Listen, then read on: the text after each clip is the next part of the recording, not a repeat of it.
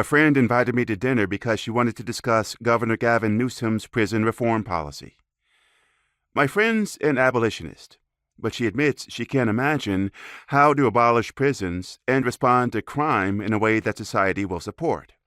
Consequently, I consider her strategies as favoring incremental change, the reforms that she feels we can enact now in the hope they eventually lead to abolition.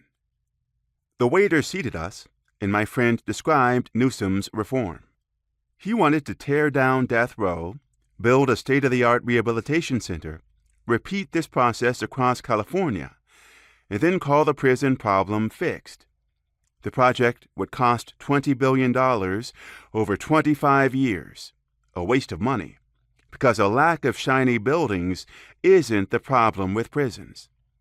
Not only was it a waste of money, but the money would also make the California Department of Corrections and Rehabilitation, CDCR, more powerful. I rankled at the idea because the last thing an abolitionist wants is a bigger correctional budget. The Department of Corrections invariably use their budgets, through their unions, to influence legislation. I told my friend that the reform didn't even approach being a good idea. "But isn't it good that the governor's tearing down death row?" she asked.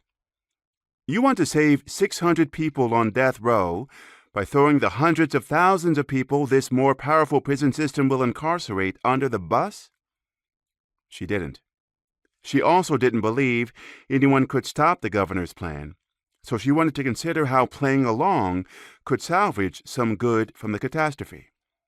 Like many abolitionists, she contended with the practical realities of organizing against vast power structures determined to remain entrenched.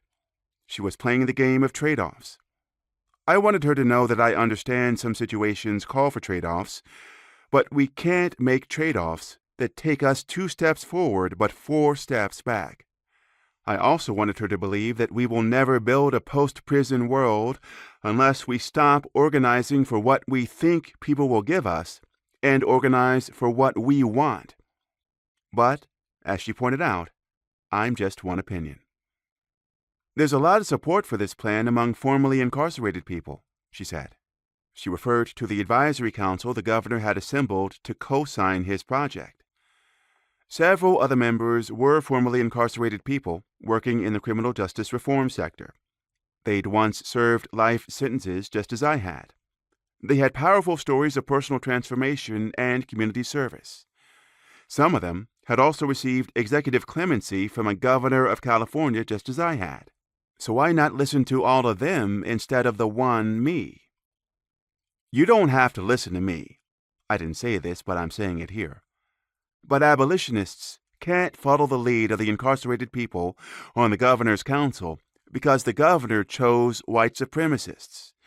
And white supremacists are vested in preserving prison's power.